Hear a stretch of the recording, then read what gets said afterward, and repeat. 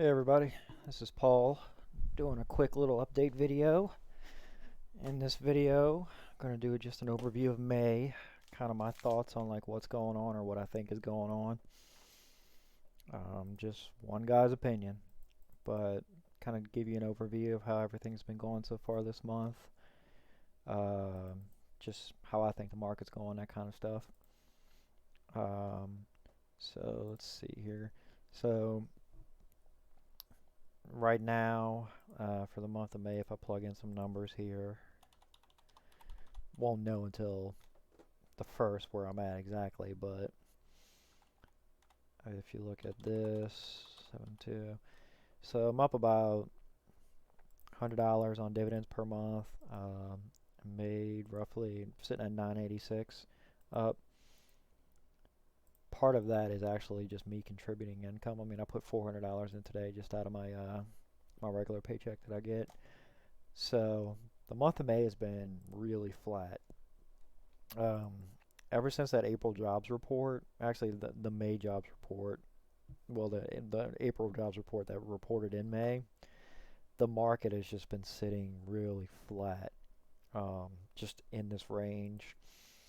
Bonds right here, this is a good example. The minute that this hits 1.7, every single time it has hit that, it's bounced right off of it and then goes right back down.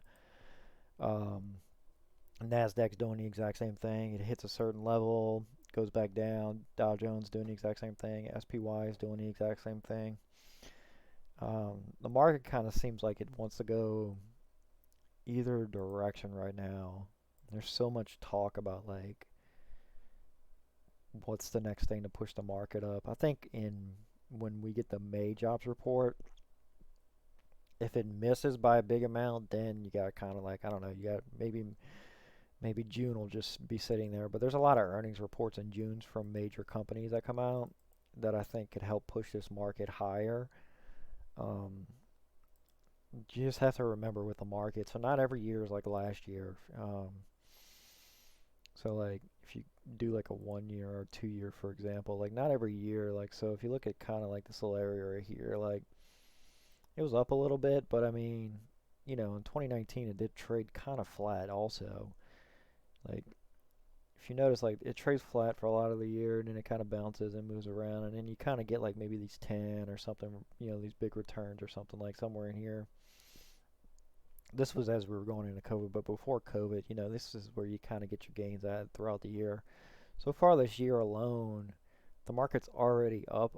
Well, I'm up 11.43%, so I'm currently beating the S&P.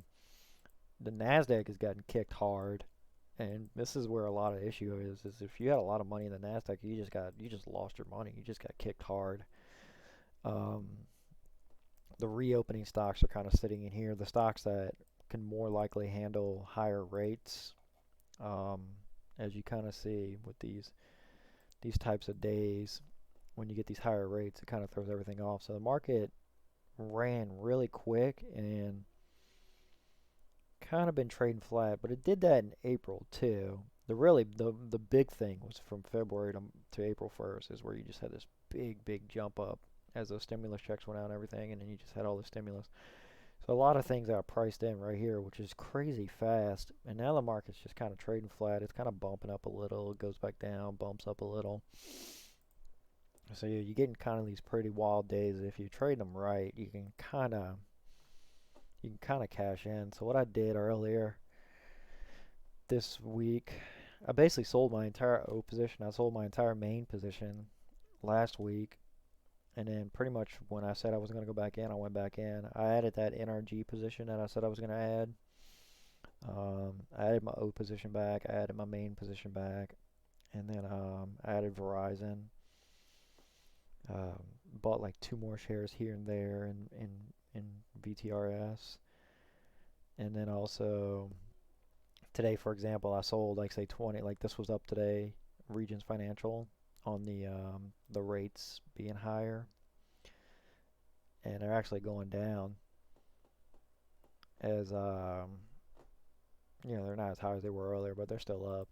But just kind of I sold 20 shares here just to take some profits, and then also Bought two more shares of Coke just in here. Go to my gains and my losses for the year so far. So far, I've made that. These are positions that I dumped out of and just took a loss on them.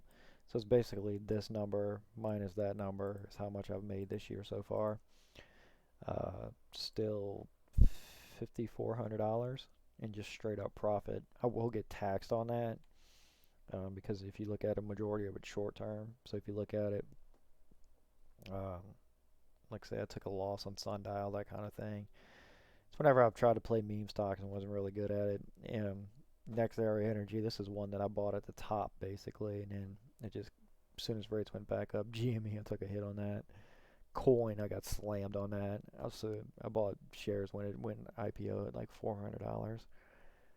I could have waited a few years to get my money back, but it's kind of where we're at right now. Um, why is the market trading so slow? Like what's going on? It's because nobody knows what rates are going to do. So if the job report comes in really, really good, just this amazing jobs report, and the April job report gets revised up, then everybody's going to think, oh, the Fed's tapering, they're going to raise rates, which means the rates are going to go higher. The Fed has been very clear where they're going to keep rates and where they think they're going to raise. The only thing that would make the Fed move much quicker is this kind of stuff. Is if this, like this kind of inflation type stuff, stays high and doesn't go back down. They will be forced at some point. But this is 2022, or where are we at now? 2020. Yeah, this is like 2022 type stuff. So the market's going to be trading kind of wild. So your normal market return is like 10 to 20% per year. That's supposed to be normal. So this is actually what kind of like a normal market actually looks like. It's just kind of like it trades like this, and then it slows down towards May. So you just have to kind of get into positions when they sell off. Like, um, you just have to pick positions. Like Abby today selling off. It was at 117 a few days ago.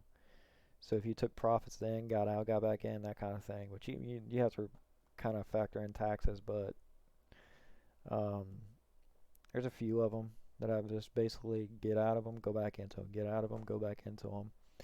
So anytime that, for example, when Verizon dips 1%, I always try to add at least one share if possible if I have the money available. Cisco, for example, they took a hit. CVS took a hit yesterday on the news about Amazon. Nothing to do with the stock whatsoever. Amazon bought MGM, and then everybody said, "Oh, they're going to open a pharmacy." It doesn't make any sense, but you know, even Amazon said that it's going to take a while. Just for laughs, let's see what AMC's up to.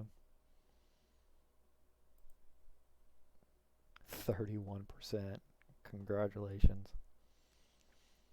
See, but this is the thing about these right here. So if you go into these meme stocks, see how it's sitting at 29, and now see how it's dumping right here. They ran it up to 29.31, which is pretty amazing, by the way. If you go out to the 1 year, they ran it pretty much back to where it was trading at pre-COVID, way pre-COVID. Yeah, they ran this thing all the way back to where. Yeah, they ran this thing. Where did they run this thing to? God, this is uncalled for. See, I try to avoid these now once they get pretty wild like this. But if you look at this, like this stock hasn't traded at this level since 2017, and it's been downhill since then. And now because so many shorts piled into this thing, like idiots that are just asking to get their heads ripped off.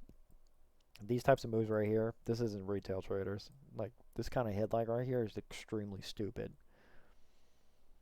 I hate these kind of headlines because it makes you think that there's just some guys on Reddit that are all doing this at once. The type of money that's pouring into the stock right now, you think Reddit traders are pouring in billions at a time? You're kidding me. That's why it's like you can't go by these headlines. It might just tell you like, oh, it's up today, but you can't go by these headlines. These headlines are ridiculous. Like to move a stock by billions like this is hedge fund versus hedge funds. One hedge fund has a very big short position. another hedge fund is buying in there and just completely destroying their short position. Shorts are getting destroyed right now in AMC, but the problem is that once they cash out, this thing's gonna just drop like a rock. The best example, because I guarantee GME is doing the same thing. Oh no, really? Yeah, see, GME is kind of flat. So the battleground right now is AMC. But if you look at year to date on GME, kind of the same thing. It's like they run it up, hedge funds versus hedge funds, and then they get in there, and then you see how it just completely tanks. So I have a feeling that's what's about to happen to AMC. Um, there's a lot of shorts that are just going to get completely just wrecked on that, and then they're just going to pull all out at once and just close their positions because they're just getting absolutely destroyed right now. Um, let's see where else I put some money. Loading up my thing here, but that position I put into Intel is paying off now that semiconductors are coming back. Um,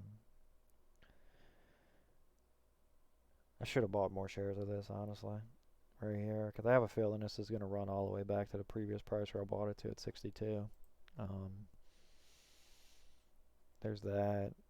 I did add money into one of my municipal bonds. This one right here. This is the one that pays out every month, tax free. I added $100 into this little municipal bond just to build this position up again. Um, yeah, debating on what the market does. I might actually look at this guy again, adding a little small position back into this bond. This pays monthly, or it should be paying monthly.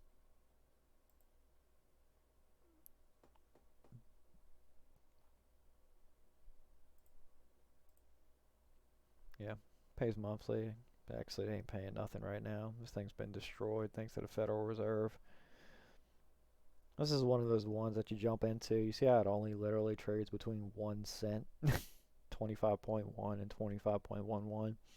This is a decent place to hide out, but it used to be a decent place to hide out prior to where to get destroyed at. See how I used to pay a little dividend every month? This used to be a little place to hide out prior to COVID, but the Federal Reserve pretty much killed this one. But I guess if you want to stick money somewhere that trades pretty flat, you can see it literally trades flat because all this is just U.S. Treasury notes. See this right here? This is U.S. Treasury notes. Like, it just trades completely flat. So, um, it's not performing that. It's short dated Treasury, so short dated Treasuries are basically trading at zero right now. But that was one place to hide out if the market actually just goes to hell right now. And if the market just went to hell, I'd probably just go all the cash and just wait it out again. I don't see it happening now. The Federal Reserve would just have to completely come out and say, "Okay, guys, you're right. Inflation's not transitory. We're we're going up to some back to 1980s. Like we're gonna have to treat this like the 1980s and raise the interest rate up to like 15% and stuff to combat this inflation." Um, there are people that actually believe that that's a scenario that's going to happen. Like, there are people that truly believe that the Federal Reserve will sit here and say, "Okay, guys, this inflation is super bad. We need to raise rates." And they start raising rates by 100 basis points at a time, that kind of stuff. Um, inflation would have to get rough at that point. Inflation would have to get really, really, really bad for something like that to happen. So we'll have to see how it goes. As it stands right now, like I said, May was kind of a holding pattern. The fact that I still pulled off. I mean, if you take out the money that I put in this month, also I've been using this money for like daily expenses. So the fact I'm still up, like I should probably, to be honest with you, I probably should be up probably close to 1400 right here. But I've just been using this for like daily stuff too to actually just live on, buy food off of, just as like an experiment to kind of see how it would kind of work. But I know they never recommend that. Nobody recommends that. But whatever. Um, so yeah, it's been kind of interesting. The my current dividends that are going to pay out. Hold on, let me see if I have any dividends. So these are municipal bonds. Energy is going to pay out pretty soon here. Intel's going to pay out. QYLD is going to pay out on a second, and then Pfizer right after them. So you see how if you just look at June alone right here, Like June's ridiculous when it comes to dividends. Like it's just like almost every day you get something paying. So it's going to be $211 alone that pays out in June. And then also you get all the earnings, and then also you get the new jobs report. I expect the market to rip really good in June. Um, if March is any kind of indicator, if we get another March, like you see how March, you went into March and it was just kind of like whatever, like blah, and then it was down, and then all of a sudden you went into March right here, Dow Jones was up 1%, and then by the end of the month it was up to 7%. So it was like 6% a month. I think I'm well positioned to catch that, especially if the jobs report next Friday comes in really nice. So we'll have to see how it goes. I don't plan on selling anything unless it just rips super, super hard. Because you have some people that might go in there and take some more profits before the Fed meeting later on in the year. But we'll see if it rips another 6%. That'd be pretty awesome. Um, so, yeah, another week, another video. Well, let me know if you have any questions. Y'all have a nice day.